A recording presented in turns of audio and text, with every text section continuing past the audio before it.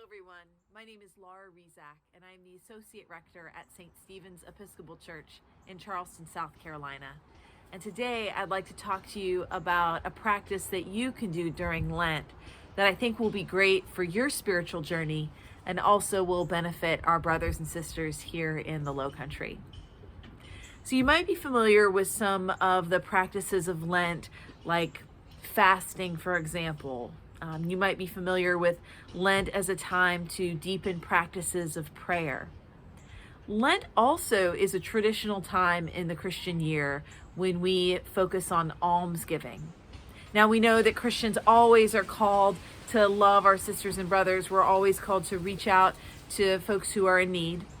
But Lent is a time that traditionally folks have really tried to dive into that part of our tradition, where folks have made a special point about giving alms, giving to charity.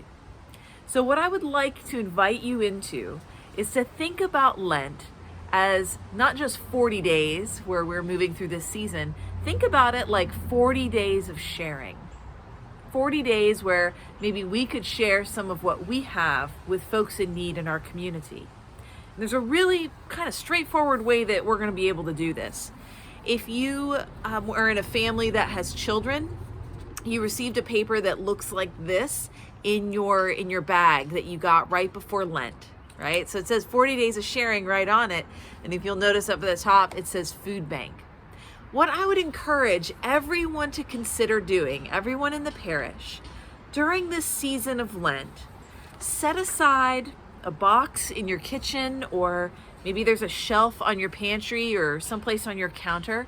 Set aside a spot that you are going to put donations in throughout the season of Lent. So these donations that we collect are going to be taken to one of the food banks in our area, and they'll be shared with people who are in need. And we know that right now with COVID, we have a lot of folks who are in need in our community. So what kinds of foods are great for a food bank? What kinds of foods would be good for you to set aside? Well, the best things to set aside for this purpose are non-perishable items. In particular, things like boxes of cereal, especially the family size boxes. Those are really great options. You could set aside canned fruit. Maybe like cans of peaches or pears. Maybe canned vegetables too is another great option, like canned green beans or canned peas. That's also really good. Something like peanut butter. I know not everyone can eat peanut butter. Some people have allergies, but this is really good and shelf stable for people who can eat it. Another item that's often in high demand is canned meat. So like tuna fish or canned chicken. That's really good for folks to get protein. Really any other kind of shelf-stable food like beans or pasta sauce, anything oatmeal, right? Anything that could last for a while and doesn't require refrigeration would be a great thing for you to set aside. So throughout Lent, whether that's every day, you want to think about your pantry and is there anything that you could donate, whether you want to think about it kind of on your shopping list, go ahead and designate a spot in your house.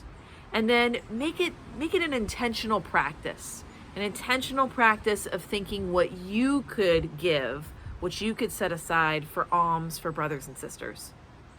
During Holy Week, which is the week leading up to Easter, we will have in-gathering at the church, where you'll be able to bring your donations into the church. We'll put them up by the altar, we'll say a blessing over them, and then we'll take them to one of the food banks in our area.